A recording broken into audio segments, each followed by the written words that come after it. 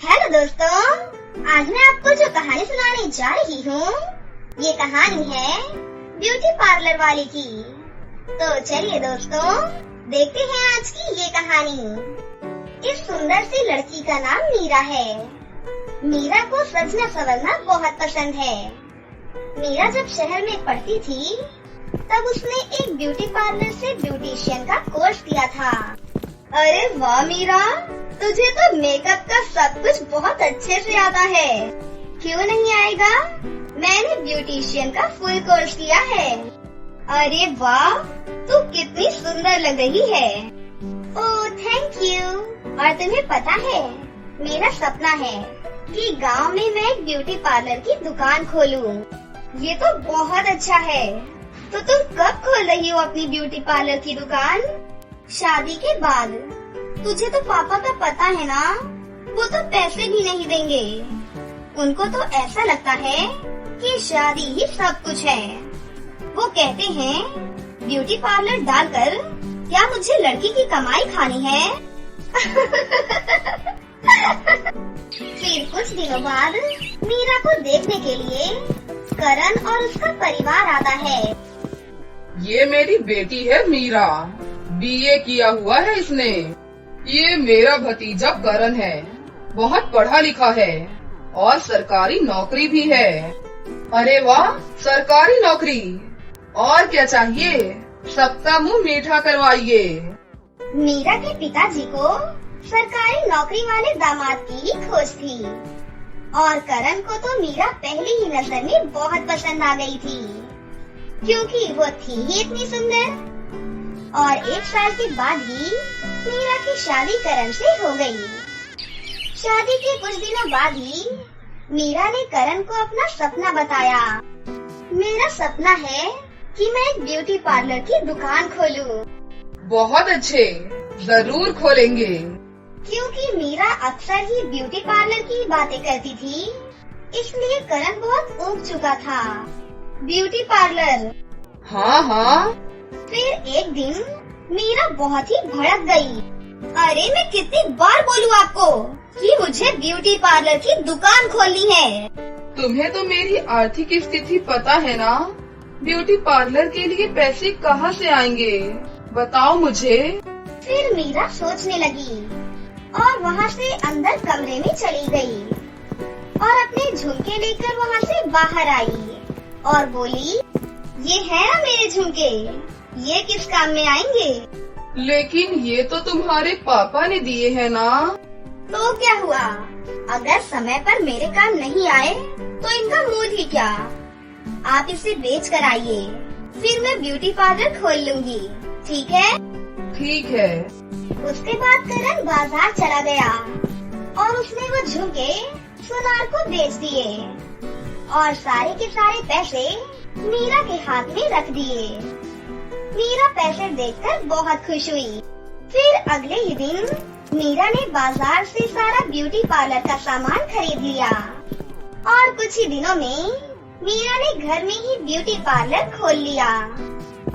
अब गांव की सभी औरतें मीरा के ब्यूटी पार्लर में ही आया करती थीं। मीरा अब बहुत खुश थी, क्योंकि उसका ब्यूटी पार्लर बहुत अच्छा चल रहा था। उसकी आमदनी भी बहुत अच्छी थी। महीने के अंत में करण हिसाब किताब करने बैठ गया। इस महीने तुमने पूरे 30,000 रुपए का मुनाफा कमाया है। मैं नहीं कहती थी। हाँ, और अगर ऐसे ही चलता रहा तो जल्द ही हम बहुत अमीर बन जाएंगे। मीरा ने अपना ब्यूटी पार्लर का काम जारी रखा। ऐसे ही 1 साल बाद उसने एक दुकान खरीदी और उसने अपना ब्यूटी पार्लर खोला। देखते ही देखते मीरा का घर भी बड़ा हो चुका था। इस तरह मीरा ने ब्यूटी पार्लर चलाकर न सिर्फ अपना सपना पूरा किया, बल्कि अपने पति की आर्थिक मदद भी की और उनका परिवार पहले से ज्यादा खुशहाल हो गया। राधा की शादी को 4 साल गुजर गए थे, लेकिन अनिल और राधा की कोई औलाद नहीं थी। वो लोग शहर में अनिल के छोटे भाई आयुष के साथ रहते थे। अनिल का अपना बिजनेस था। आयुष कॉलेज में पढ़ता था। वो बहुत ही समझदार और शांत मिजाज का था। औलाद ना होने के कारण पड़ोस के लोग राधा को ताने दिया करते थे, मगर फिर भी राधा हमेशा खुश रहा करती थी और लोगों की बात को अनसुना कर देती थी। ऐसे ही वक्त बीतता जाता है। पढ़ाई खत्म होने के बाद आयुष की नौकरी एक बड़े ऑफिस में लग जाती है और एक दिन जब सब खाना खा रहे थे तब राधा आयुष से कहती है, आयुष भैया, अब तो तुम्हारी शादी करवा देनी चाहिए। अब तो तुम अच्छे खासे कमाने लगे हो। क्यों, क्या कहते हैं आप? हाँ, सही कहती हो तुम। हमारा आयुष अब बड़ा हो गया है। क्या भाभी, आप भी? और नहीं तो क्या। अब मुझे भी तो आराम चाहिए ना देवर जी। अच्छा भाभी, अब आप जैसा अच्छा सोचें। राधा अब अपने देवर के लिए रिश्ता तलाश करने लगी। ऐसे ही एक दिन आयुष आकर राधा से कहता है, भाभी, आपसे कुछ बात करनी है। हाँ, बोलो ना। एक लड़की है जिसे मैं पसंद करता हूँ। उसका नाम ललिता है। वो मेरे साथ कॉलेज में पढ़ती थी। वो उस दिन मैंने भैया के कारण आपको कुछ नहीं बताया था। ये तो बहुत अच्छी बात है। तुम मुझे ललिता के माता पिता से मिलाने की तैयारी करो। तब तक मैं तुम्हारे भैया से बात करती हूँ। आयुष के भैया भाभी ललिता के माता पिता से बात करते हैं और कुछ ही दिनों में उन दोनों की शादी बहुत ही धूमधाम से हो जाती है। राधा ललिता को बिल्कुल अपनी छोटी बहन जैसा मानती थी, लेकिन ललिता राधा को बांझ होने की वजह से पसंद नहीं करती थी। ललिता, आ जाओ, नाश्ता रेडी है। सुबह सुबह मुझे आपका चेहरा नहीं देखना है। आप रख दीजिए, मैं खा लूंगी। ललिता की माँ बबीता जी बहुत ही लालची औरत थी। उसकी नजर अनिल की जायदाद पर थी, इसलिए वो हमेशा अपनी बेटी को उसकी जेठानी के खिलाफ भड़काती रहती थी। ऐसे ही एक दिन, ललिता बेटा, कैसी है तू? हाँ माँ, मैं अच्छी हूँ। अच्छा सुन, तेरे पास तेरी जेठानी तो नहीं है ना? नहीं तो क्यों, क्या हुआ? देख ललिता, उस औरत से बचकर रहना। वो औरत बांझ है, बांझ। और याद रखना, अगर तू उस घर को औलाद देती है तो वो सारी जायदाद तेरी हो जाएगी। मेरी बात समझ रही हो ना? हाँ माँ, मैं समझ गई। कुछ दिनों में ललिता की माँ का प्लान सफल होने लगा। ललिता, क्या हुआ तुम्हें? भैया, भाभी, जल्दी आओ। सब भाग कर आते हैं। फिर अनिल डॉक्टर को बुलाता है। डॉक्टर चेक करने के बाद आयुष से कहते हैं, घबराइए नहीं, मुबारक हो, आप बाप बनने वाले हैं। क्या सच में? सब बहुत खुश होते हैं। सबके चले जाने के बाद, माँ, तुम्हारा प्लान कामयाब होने वाला है। मैं माँ बनने जा रही हूँ।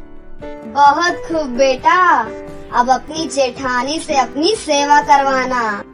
ललिता सबके सामने राधा से अच्छे से बात करती थी, लेकिन अकेले में ताने दिया करती थी और उनसे अपनी सेवा भी करवाती थी। मगर राधा बहुत ही अच्छी औरत थी। वो किसी भी बात का बुरा नहीं मानती थी, इसलिए शायद भगवान उसकी मनोकामना पूरी करते हैं।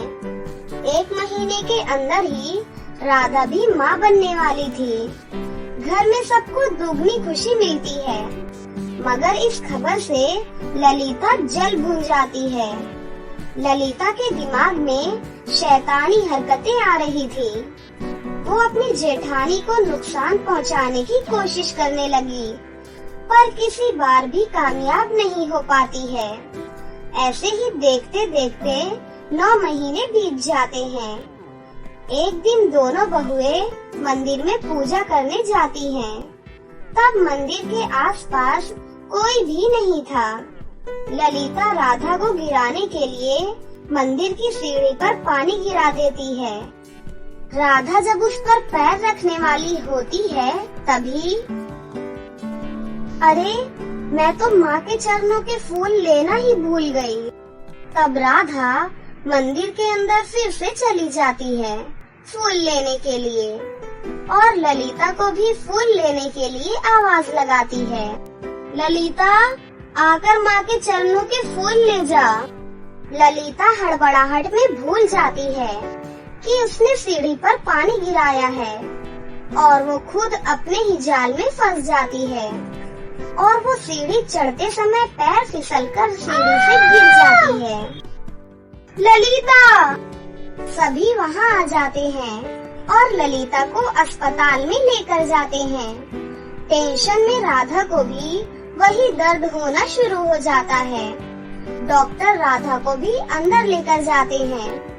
थोड़ी देर बाद डॉक्टर आकर कहते हैं, मुबारक हो, राधा ने जुड़वा बच्चों को जन्म दिया है, जिसमें एक लड़का और एक लड़की है। और ललिता कैसी है? माफी चाहता हूँ, मैं आपके बच्चे को बचा नहीं पाया और अब वो कभी माँ नहीं बन पाएंगी। सब उदास हो जाते हैं। आयुष एकदम टूट जाता है। अंदर से राधा सारी बातें सुन लेती है।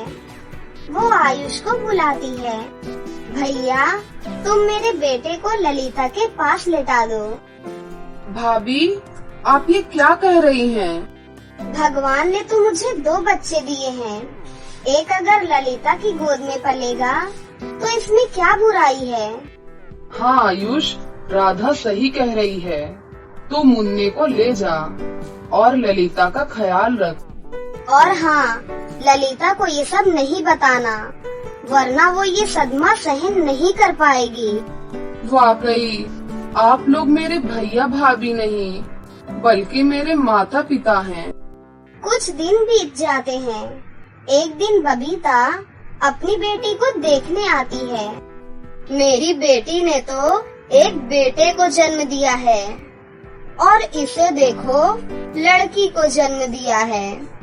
मेरी बेटी ने घर को वारिस दिया है। तो क्या हुआ, हमारे घर में लड़का लड़की एक समान है। तब बबीता ललिता को अकेले में ले जाकर कहती है, देख बेटी, तू अपने बेटे को संभाल कर रखना, वरना इस औरत की नजर लग जाएगी। समझ रही है ना मेरी बात? हाँ माँ, घबराओ नहीं। ऐसे ही दिन बीतते जाते हैं। एक दिन अचानक मुन्ने की तबीयत बहुत खराब हो जाती है। तब घर में दोनों भाई में से कोई भी नहीं थे। मुन्ने को अचानक बहुत तेज बुखार कैसे आ गया? जरूर तुमने ही कुछ किया होगा दीदी। ये तुम कैसी बातें कर रही हो? मुन्ना मेरा भी तो अपना है। बस करो दीदी, मैंने बेटे को जन्म दिया है ना, इसलिए आपको बर्दाश्त नहीं हो रहा है। आप मेरे मुन्ने का नुकसान करना चाहती हैं। ललिता मुन्ने को लेकर अपने मायके चली जाती है। राधा रोती रहती है। जब आयुष और अनिल घर आते हैं, तब राधा उन्हें सारी बातें बताती है। अनिल और आयुष ललिता के पास जाते हैं। ललिता, कहाँ हो? बाहर आओ। ललिता और उसकी माँ बाहर आती हैं। यहाँ क्या करने आई हो? चलो अपने घर। मैं तुम्हारी भाभी के साथ नहीं रहूंगी। उनसे मेरे मुन्ने की जान को खतरा है। वो मेरे बच्चे को मार देना चाहती हैं। उस घर से तुम्हारे भैया भाभी को निकलना होगा, तभी मैं जाऊंगी। आयुष को ये बात बर्दाश्त नहीं होती।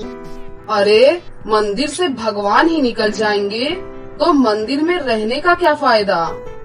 और रही बात मुन्ने की, तो आज सुन लो, ये बच्चा तुम्हारा नहीं बल्कि भाभी का है। क्या मतलब? तब आयुष ललिता को सारी बातें बताता है। ये सब सुनकर ललिता की आंखों में आंसू आ जाते हैं और उसकी माँ को भी अपनी गलती का एहसास होता है। तब ललिता तुरंत घर लौट आती है। भाभी, मुझे माफ कर दो, आप देवी हो। अरे पगली, तू तो मेरी छोटी बहन जैसी है। मैंने कब का तुझे माफ कर दिया है। उस दिन के बाद से सब एक साथ खुशी खुशी सुखी जीवन बिताने लगते हैं।